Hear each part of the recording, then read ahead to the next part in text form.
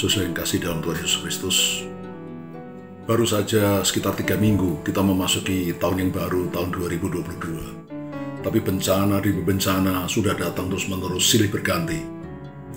Beberapa hari yang lalu kita merasakan di Depok ini goncangan gempa yang terjadi di daerah Banten, yang menjalar sampai ke Jakarta, ke Depok, dan menimbulkan kerusakan yang cukup besar. Setelah itu disusul dengan gempa bumi yang lebih kecil lagi.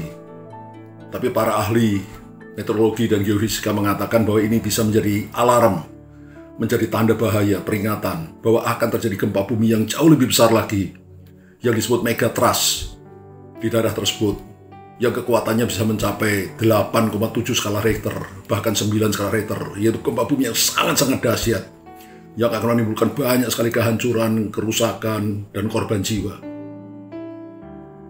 Belum selesai, gempa bumi di daerah Banten ini terjadi di Tonga, gunung berapi di bawah laut meletus dan menimbulkan gelombang tsunami yang mencapai daerah Jepang, Amerika Serikat, Meksiko, Peru, Chili, dan sebagainya. Saudara tahu jarak dari Tonga ke Chili itu lebih dari 10.000 km, jarak yang sangat jauh. Tapi gelombang tsunami-nya bisa mencapai sampai ke Chili.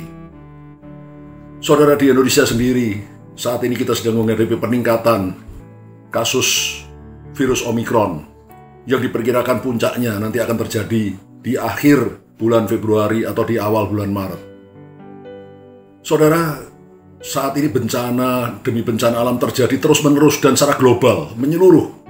Demikian juga sakit penyakit COVID ini menyeluruh seluruh dunia, saudara. Dan saya percaya ini menunjukkan bahwa kedatangan Tuhan Yesus yang kedua kalinya sudah sangat dekat, sudah di ambang pintu. Saudara, kalau Tuhan Yesus datang dan gerejanya yang kudus tidak bercacat celah itu diangkat, maka antikristus akan menguasai dunia ini. Dan orang-orang yang mau tetap beribadah, berbakti, menyembah kepada Tuhan Yesus, itu akan dikejar, akan dianiaya, bahkan akan dibunuh. Saudara, berarti sisa waktu yang masih ada, kalau benar Tuhan Yesus akan segera datang, sisa waktu yang masih ada itu sudah sangat-sangat singkat sekali.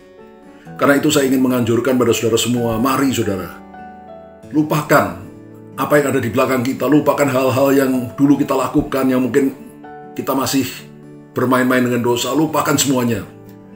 Arahkan pandanganmu ke depan, berlari-lari mengejar tujuan, yaitu panggilan surgawi dari Kristus Yesus.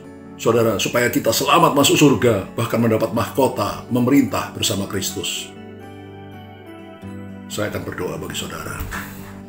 Bapa di surga, tanda-tanda zaman menunjukkan bahwa tidak lama lagi Tuhan Yesus akan segera datang untuk menjemput gerejanya yang kudus tidak bercacat celah.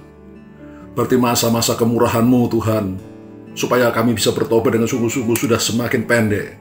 Karena kalau rapture sudah terjadi, lalu dunia ini dikuasai oleh antikris, maka kami untuk bisa selamat, kami harus menebusnya, membayarnya dengan darah kami sendiri, dengan nyawa kami sendiri.